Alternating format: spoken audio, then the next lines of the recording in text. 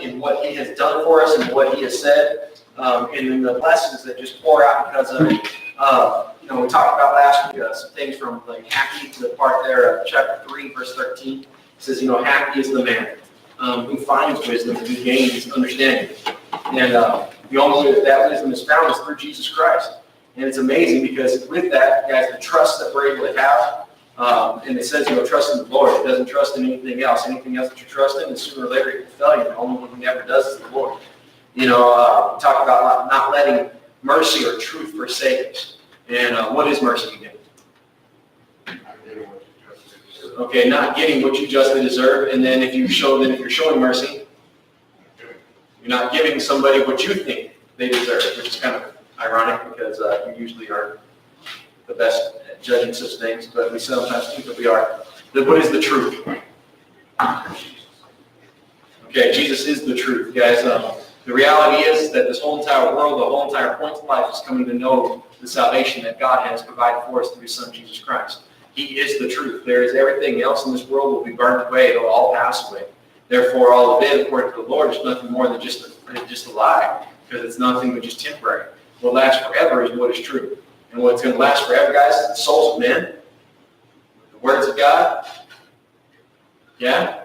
And the reason why the souls of men are going to last and be able to last in union with God is through Jesus Christ. So if there's going to be any truth that's going to be found in this lifetime, it's going to be through Jesus. It's going to be Him Himself. And guys, to be able to have both of those things is a privilege that we get to have here as well. Just to be honest with you, having both mercy and truth. He says you bind them around your neck, and so it's everything from showing them off, but it's also keeping you safe. It's keeping you right there close to your heart. And he says, what you'll end up finding is favor and high esteem with all. Jumping again a little bit over, the reality of the beauty that God sees us in, especially if we have that mercy and that truth. And he says, man, we're like finding jewels with rubies more precious than any of these things. And that wisdom herself is that precious, is more precious than any of those, which is what makes us, once we have one, so precious.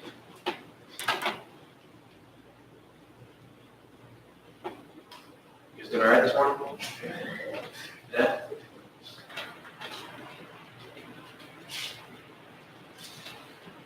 Wisdom, she was there since the beginning when everything was established, the heavens and the earth. She was there when the Lord separated the water from the earth and created all things that we know and that we see.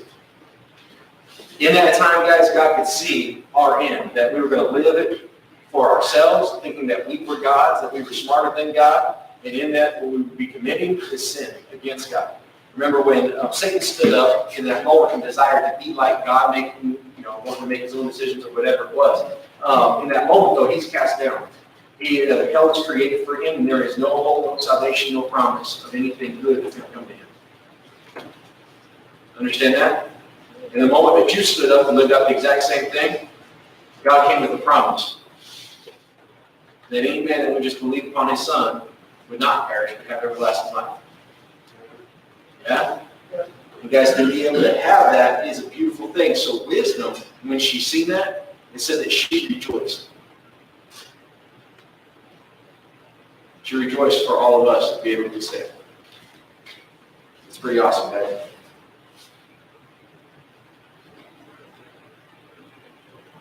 So we got down, guys, I had marked in here around verse 30. We'll back up a little bit before that, back to verse 27. And he says, do not withhold good from those to whom it is due. And when it is in your power, and when it is in the power of your hand to do so. Guys, honestly, what is good? God is good. What else is good? God. Yeah, honestly, but it's going to be all the things that are from God. Yes? If everything about God is good, then those things that come from God is good. So you're right. There is none of us, nothing that's here of this world, but His words, they're good. His instructions, they're good. His promises, they're good. You understand? His payment, it's good. Us paying for our own sins, not so good. His, it's good. Yeah? So with the Lord, his things are good. It says, do not withhold good from those to whom it is due.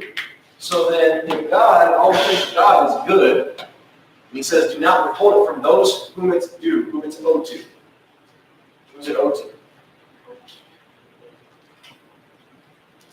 Okay, I have whispered.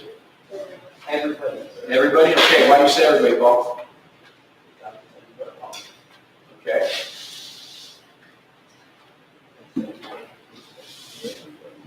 Okay. Because he instructed us to share it with everybody. His words are good. But there's a little bit more of a, I don't know how to, huh? Not everybody will accept. No, not everybody's going to accept it, but that doesn't mean that you don't give it to them. Yeah?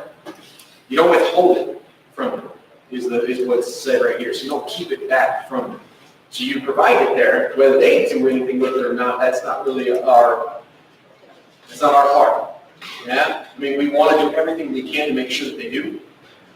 But at the same time, at the end of the day, if it's rejected, it's rejected. We can't do nothing about it. We got to keep on going on. Now, at the same time, guys, though, but to withhold it, what is good and to whom it is due, it is due to all. And yes, there is a side to it, because the Lord just told us to, but there's another side to it, guys, and catch this. Peter is asked a question, do you love him? So the question then becomes your question. Jesus Christ is standing in front of you, and he's asking you, do you love him? What's going to be your answer?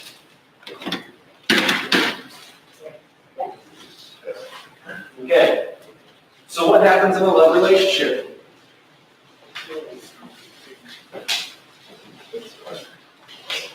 Okay, there's going to be some expenditure of energy. You know what? If the one that you're in love with asks you to do, what are you going to do? You're going to do everything that you can, right? As much, and what does he say right here? When it is in the power of your hand to do so. Yeah? And if you love somebody and they ask you, if they ask you for the moon, would you lasso it and bring it down if you could? If you could, you would. If it was in the power of your hand to do so, you would do it. Yeah? Does that make sense? And so the Lord, he says, hey, listen, you know what? You don't withhold what is good. And what is good is God, and is Jesus Christ. Yeah? And so, is that something that's within the power of your hands to be able to give? And why is it in the power of your hands to be able to give? It's because he first gave it to you. So the question, do you love me? And then what is the response from Peter in that situation? Same thing I heard from a few of you anyways. It was yes. Yes, Lord. And then what is Jesus' response?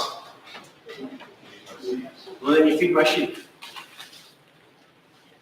Now you tend, you feed, you take care of. Yeah? Yes. And is that in the power of your hand to be able to do so? Guys, the majority of the time, yes it is. There is the possibility of time and places where the circumstances, it's not able. Guys, there's so many billions of people, thousands of people that we pass every single day that literally it's impossible to be able to talk to every single one of them. But the ones that you can, you don't withhold from.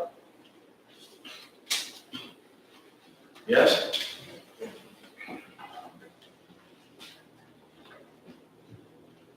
Do not withhold good from those to whom it is due. Why is it owed to them?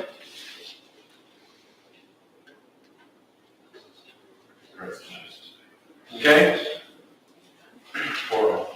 No. No, I ain't taking it. You said Christ died for all, but I'm not taking that. Tracy? I'm just looking at it because he bought them. Their souls is his. He paid for that. That's all paid in full, and that's already bought and paid for it. And that's a free gift to them. They just need to Okay. get it. Yes, I mean, and again, that's really what Jim was trying to say too. But what you're missing is that he bought you. That's the part that we're missing. The reason why we owe it to them is because he bought me. That's the reason why I owe it to him. And he said, If he bought me, if he bought me, guys, I was in death. I was in sin. I was in hell. And he bought me out. Then who do I owe my life to? And so if he says jump, yeah, how high? You get to jumping. Is this good enough, Lord? Man, do I need to keep on jumping? How high do I need to jump? Eat dirt. And what's funny is he doesn't ask those kind of things of us. What he asks us to do is to share the best news from God to man that we were shared, or that was shared with us, that brought us that deliverance, and through that payment of Jesus Christ that bought us out of hell. So he's just asking us to share the same experience that we've got to experience. Yeah. And guys, how awesome is that? Most slave owners, if they bought you, what would they require of you? How much pain and suffering, how much blood would they take out of you? I'm sorry, but I know some of you guys, just even how you feel like when you're just in your employers alone, and how you feel like they just try to suck every drain of blood out of you, every drop of blood. Drain of blood. I'm just stumbling all over the place today. I'll take your blood. Huh? I'll take your blood. Yeah. Terrell's literal job is to take your blood.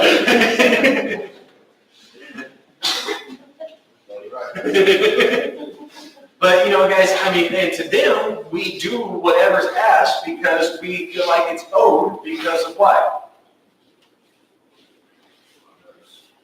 Because they bought us. Guys, they're paying their paycheck. And when we signed on, that's what we did. Is we sold those days, those hours to them for that purpose.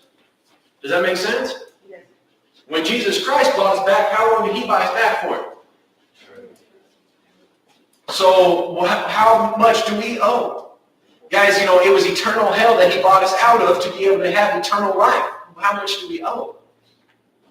Now, I don't want it to be like a guilt thing, I got to do this because I owe, and things like that. No, but guys, there's a real reality to it. No, man, I owe him everything.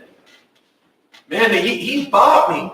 And he's not trying to beat me. He's not trying to work me to the bone. No, he just wants me to work in what's good, to bring me excitement and joy and life and love in this lifetime and blessings in this lifetime that I might be able to have a whole bunch of the lifetime to come. And so will a lot of other people.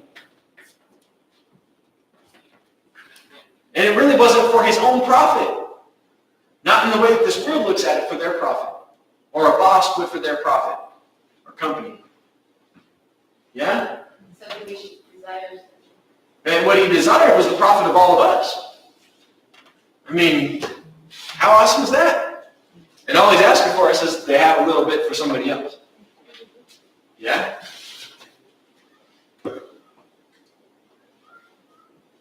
He says, do not say to your neighbor, go and come back, and tomorrow I'll give it to you, and when you have it, therewith you be able to give. Do not devise evil against your neighbor, for he dwells by you for safety's sake. Guys, there's a whole lot of other things within that. Sometimes neighbors might devise a whole lot of evil against you. Do unto others as you would like them to do unto you. So don't be devising evil against them. The other thing is, guys, there's a lot of different things, even literally, in what he's talking about here, literal protection. Right? Some of my neighbors didn't really like me all that much, but they didn't dislike me to the point that, if there was anything that was going on my property, guess what? If they seen it, they were going to say something, do something. They were just going to allow things bad to go down. And myself likewise. If I see anything, does that make sense? That's just even in the natural. If we can understand that in the natural, then spiritually, guys, we shouldn't want to devise anything evil against our neighbor. Why do we all come together and dwell amongst the house of the Lord?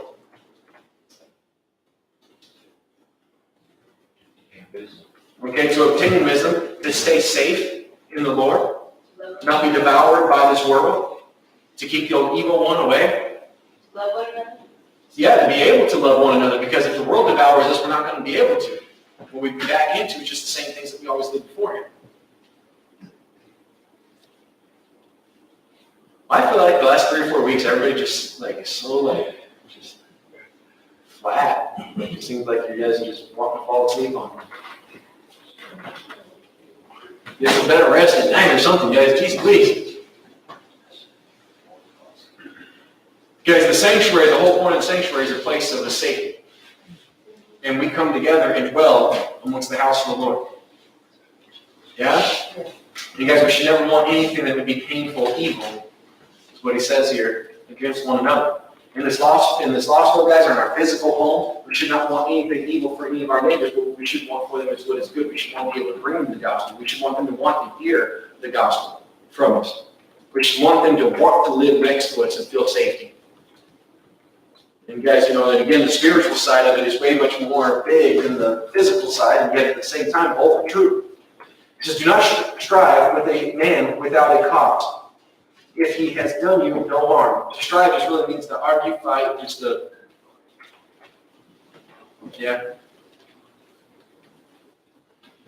have contention between. You don't do it without cause, is what he says, but what cause do you have? And it's right. Yeah, really none. I mean, no matter how right you think you are, what you're going to end up finding yourself out to be is wrong. If you're going to sit there and try to live a strife towards nothing. All it's going to do is cause you a ton of pain and suffering, and cause them a ton of pain and suffering. Again, become a wedge in which you don't have the gospel being preached. You're not going to be seeking the gospel yourself, because you're going to be all caught up in whatever strife is going on.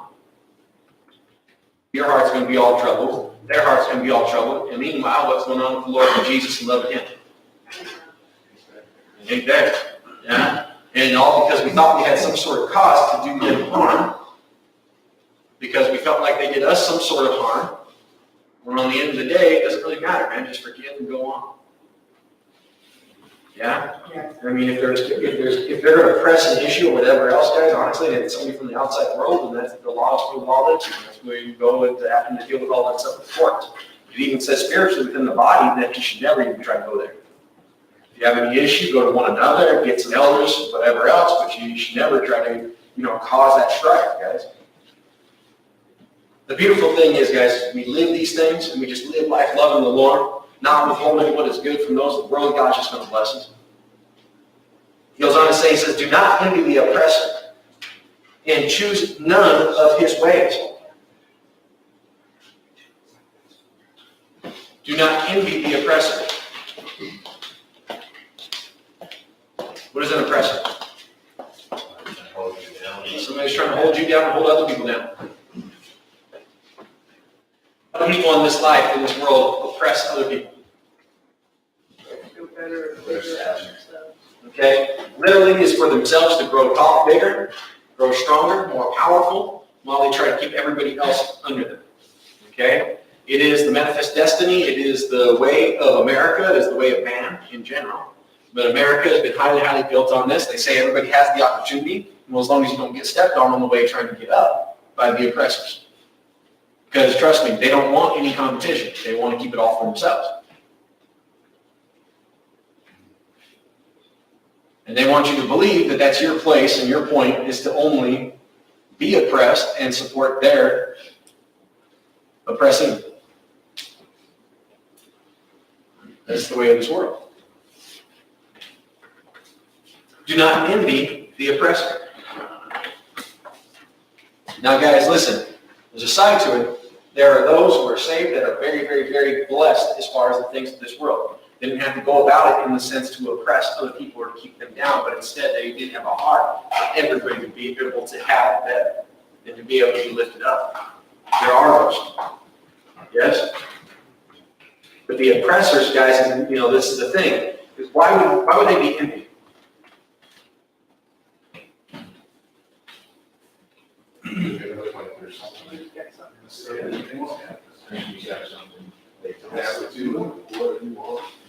Okay, because they have power and you don't have power. They have money and you don't have money. Or they have this and you don't, because they, and meanwhile, it looks like they have a bunch of others under them, which means that they're stronger, which by what that means. Yes? Hello? Yes. Yeah?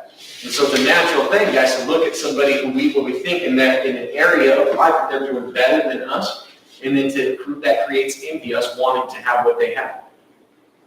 But if their gain is from the Lord, then what should you be doing? Praising God. And how do you think they got it? If they had the Lord, how do you think they received it? Okay, so if they have much in this life, guys, and they're saved, God gave it. Yeah? And if you're wanting it, then what should you be doing? Okay, seeking it from the Lord, man, asking Him, man, Lord, show me the way, show me the ability, give me that, or whatever else. If it be profitable for me for the kingdom of God, that I could be one who's not withholding, but instead be giving more of what is good to others. Man, Lord, bless me. There's nothing wrong with that, guys. Hello? Yeah? You have, like me and Paul were talking about the other day, but you have not because you ask not. And Paul brought up, he's like, it's funny because it's not just in the physical thing, it's not just in the spiritual things, but it's also in physical things. It's in things that really have no value to the spiritual things. But sometimes if we just ask, if it's not going to hurt us, sometimes He'll give it to us. Amen.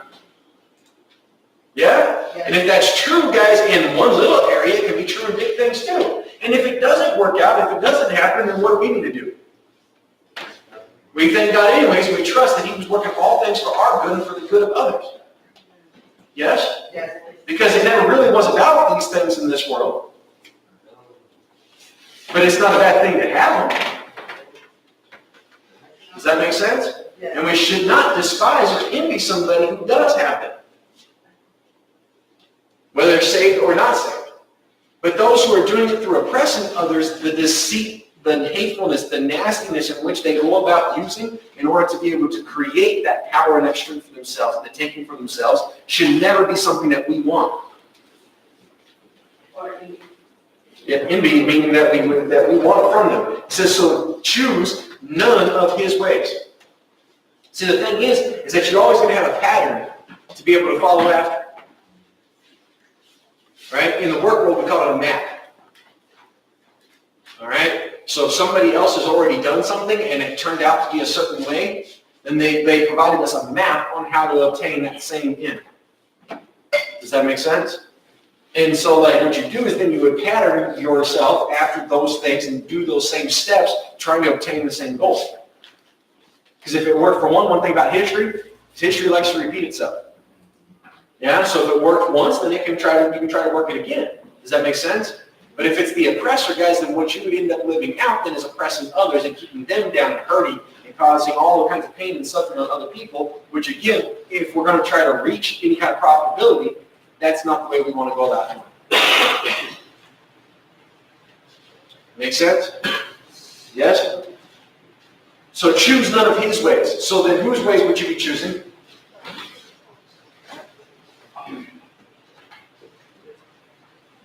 Can't take whispers, guys. I cannot hear you, so you got to speak up. But then whose ways would we be choosing? God's ways, wisdom's ways, yes? And guess what Proverbs, guys, is filled with? Words of wisdom, yeah, good ways to go about doing things. Yeah, that are profitable. Yeah? To me, that's exciting, because I'm not the smartest person in the world, so I like having somebody kind of give me some instruction sometimes. I say sometimes because I am hard-headed, so sometimes I don't want to hear it. The instructions. He goes on to talk about the suppression. He says, for the perverse person. So what the perverse is really just getting the twisting, guys, the doing it the opposite of the way that would be the natural way. The perverse person. He says that he is an abomination to the Lord. Guys, actually we had read on this. What is a leader? How is a leader supposed to lead? So this was in Tuesday night's class, guys, and it was King David who had wrote that, and he wrote it to his son, Solomon, instructing him on how to be a leader. Try to find it just real quick here. Okay, Mark.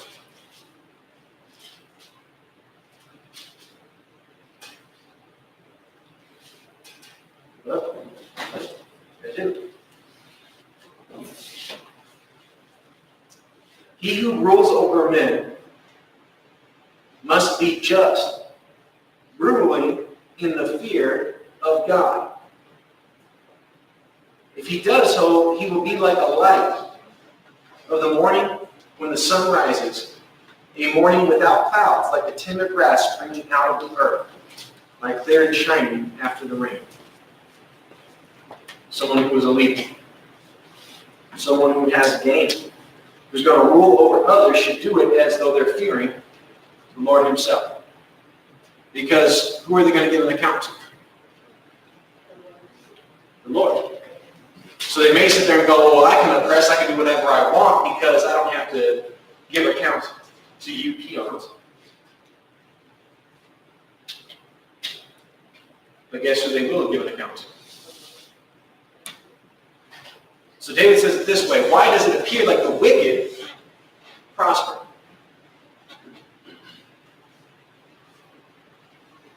So there's David running around, being chased, trying to be killed all the time, living out in fortresses, living in tree houses, in caves. Then there's these that are just being wicked, that are just haters of God. They're living it all for themselves. They don't care about people. They care about their own gain.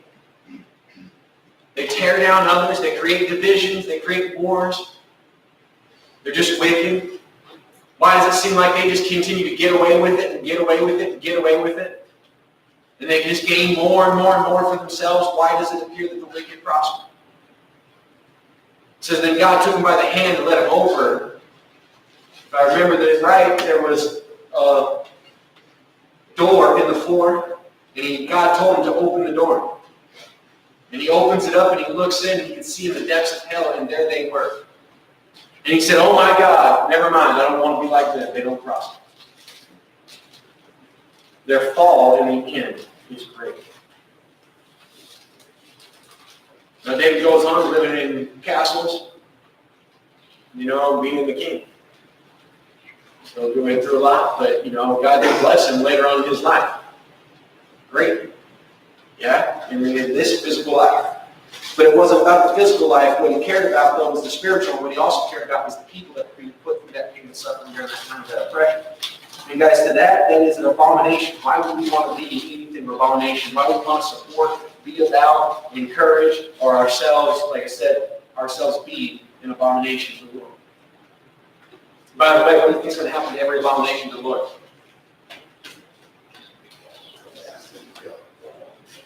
Bound hand and foot, and cast into hell, the abyss, the lake of fire, and he will burn them up. Wicked don't prosper. But his secret counsel is with the upright. But his secret counsel, guys, what is secret counsel? Is that clock right? What time is it? Huh? No, it's not. So that clock's right, I'll go with that clock. Yeah. I'd say, was it 9:08 up there or something like that? My brain is like, just got all confused right there. It's like, wait a minute, it can't move in 15 minutes, Lord. I've been up here teaching, maybe I wasn't teaching, maybe it was all just... Sorry. What Brother Breeze would feel like that ear thing going on. Woo! Okay, sorry. All right. Where was I? Oh, yeah. The secret of his counsel would be upright. What makes somebody upright? God. Just Jesus, guys. God saving us from all of our sins, man. That's what makes us upright. Giving us his counsel, those guys, and the sweet thing is that, honestly, all these instructions and everything, we live in them, we walk upright. Yeah? And his counsel, guys, the secret of his counsel, what is it, the counsel of the Lord? What is the counsel of the Lord? And the wisdom of the Lord, the instructions of the Lord, the words of the Lord. Yeah? You guys, guess what? It's a secret. You know what?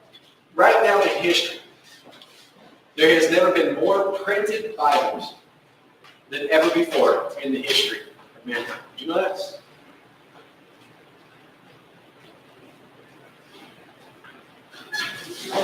There's not ever been more versions of Bibles than what's ever been before in the history of mankind. And yet with all of that, guess what this is, guys? Guess what the real reality of the counsel of God? Whether you know it or not, whether you really want to believe this or not, guys, it's a secret.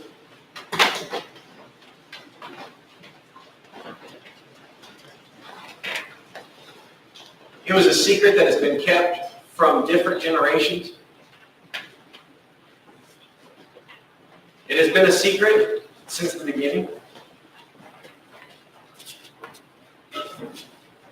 And I believe that it will be a secret to many in the end. What is a secret?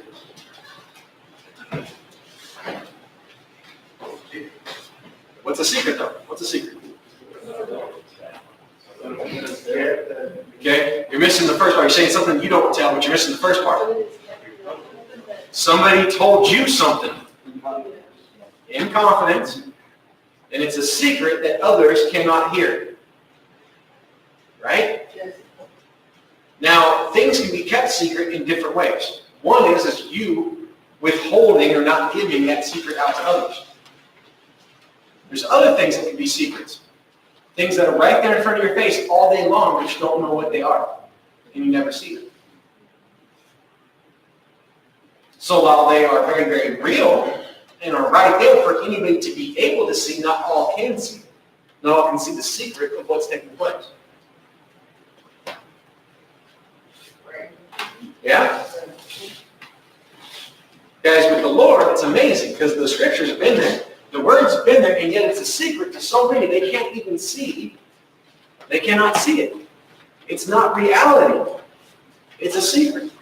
And it's been like this forever, guys. Cain and Abel. Was the same message brought to both? Yes, it was. The exact same message was brought to both. Cain couldn't see it. Abel saw it. And I do believe, guys, just the way that it's described in there, it makes me think. So I believe that Abel, in the moment that Abel actually gets murdered by his brother, I want to believe that he was actually trying to share that secret with his brother. Because there's multiple things in it states about him taking his brother, that Cain and Abel went together talking after this happening. And God had only asked Cain just to go back and do it right. Just go back and give me the right offering and everything's forgiven. And then you have Abel and Cain, the next thing you know is walking down the road, going outside the camp into the field, which is where the sheep would have been. Where the animals would have been to be able to do that sacrifice. And then in their conversating, it says that all of a sudden Cain became so angry within his heart that he grabbed that stone and then he busts his brother's head. And takes the hole and buries him in the whole entire thing. And even then it's amazing because even then God comes to him and says, hey man, why is that blood crying out to me? Man, just change your ways, change your mind, turn towards me, do it my way, and everything will be forgiven. And Cain goes, oh no, if everybody finds out what all I've lived. See, he's trying to keep that a secret. He's trying to keep himself being a sinner a secret. That wasn't no secret to God or anybody else.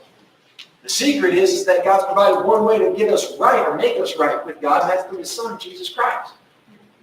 And while many hear it, and while it's right there in front of so many, it has been for generations, even though it's right there, they can't see it, guys. The Pharisees, the Sadducees, and there were so many of them. There were some that did believe, by the way. We always say that in a general term. There was many, many, many that believed. Okay? But at the same time, there were some that did not. And yet they had the scriptures, guys. I mean, some of them knew the scriptures literally forwards, backwards, and sideways. Like if you ask them to go to Proverbs 42, 7 and the 4th word in that verse, what is it? They would know it. Like, that's how good they were. And yet there's Jesus Christ standing right there in front of them and they can't see it. Or the worst was those who said, man, I know that he must be the Son of God, but I'm not going to live it. It was still kept from them. The secret. But to you, that secret's been revealed. I don't know if you guys understand the preciousness of that. He didn't have to share that secret with you. He didn't have to give you eyes to see and ears to hear, but he did here with all of us that's sitting here right now. That's a precious thing, guys. He says, now the curse of the Lord, them being cut off, is on the house of the wicked. One who is wicked is one who has heard, has seen that truth, and turns away from it. And what they have was only the curses of God. They've been cut off. But he blesses the home of the just. What is blessed? Sin blotted out, remember no more. And that's for all the house, the home of the just. Yeah? Because I like to look at that in the physical sense, that my house literally is going to be blessed. That those who are in my house are going to be blessed. Their sins are going to be blotted out, remember no more. Yeah? I like to look at it that the house of the Lord that we all come to and as a family together to be in is going to be blessed. Yeah? I like to look at it both ways. Now it says in verse 34, surely he scorns the scornful. What are the scornful? What is scorning? Huh? Always complaining. Okay. Yeah, it can be that. It can be something just trying to bring you down, always trying to pick on every little thing that's wrong with you. So that's scorning you. And the thing is that all they did was go around their whole entire life, scorning themselves, scorning everybody else, and guess what God's going to do with them again? Every single little thing that was always wrong with everything and everybody, I'm just always going to pick, and then guess what God's going to do in the end? Beyond that. Every single thing that was ever wrong is going to be right there on. Guys, why would we want anybody to be scorned like that? We deserve it. He didn't give it to us, but he showed us a secret. What we've been asked to do is share that secret with others. Whether they're going to be able to hear it and see it, I don't know. You don't know, but we should do everything we can to reveal it. To make it known. Amen? Amen. Because that's one thing about God, in his secret, he really doesn't want it to be kept a secret. And don't worry, the ones that he wants it kept from, he'll keep it from.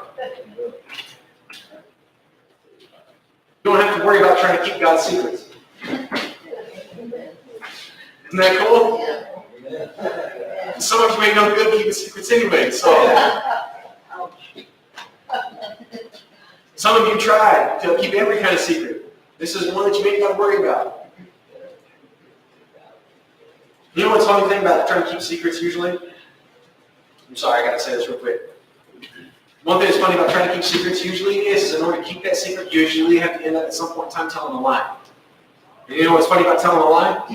When you're trying to keep a secret, it always leads to another lie to continue to keep that secret. And then before too long, you forget which one's the secret, and which one's the lie, which one's the truth, and which one was supposed to be told. And you just end up getting all caught up in everything else in yourself. And it only brings pain and suffering and confusion and all kinds of different things, and you look like a fool. Yeah, it's pretty sweet because you ain't got to worry about keeping this one. All right, you ain't got to worry about mixing it up. Yeah? You can just be truthful about it. Like, yeah, I was told a secret. God loves me. Jesus died for my sins. And yeah. Yeah? I ain't supposed to tell nobody, but I'm going to tell you. He says he blesses the home, showing he scorns the scornful, but he gives grace to the humble.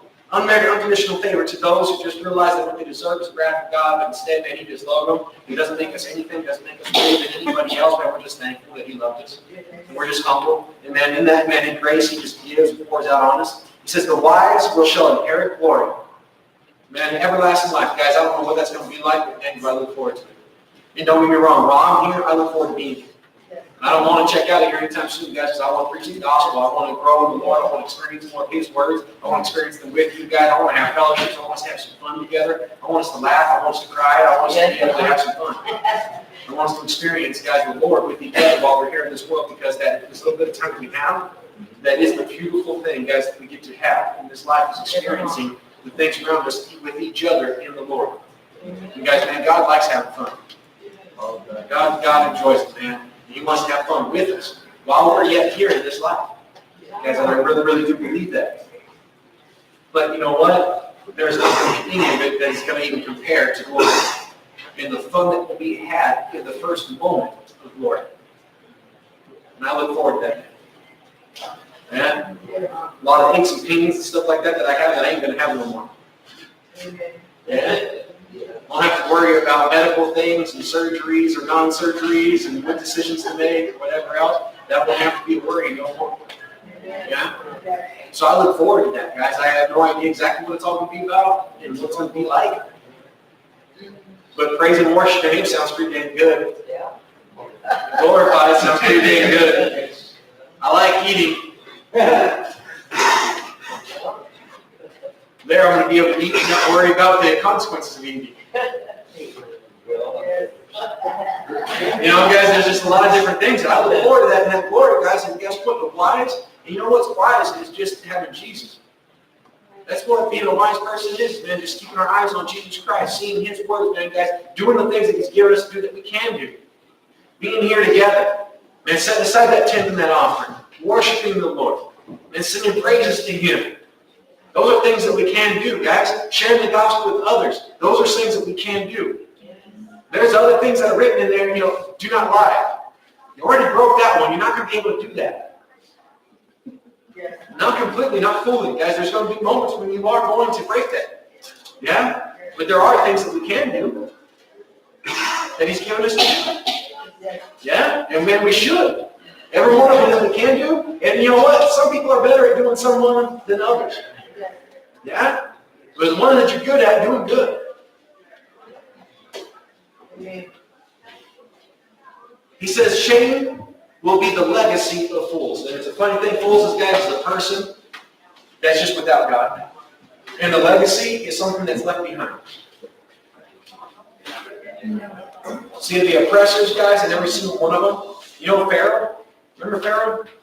Guys, do you realize that through a couple of different pharaohs that they oppressed hundreds of thousands of people?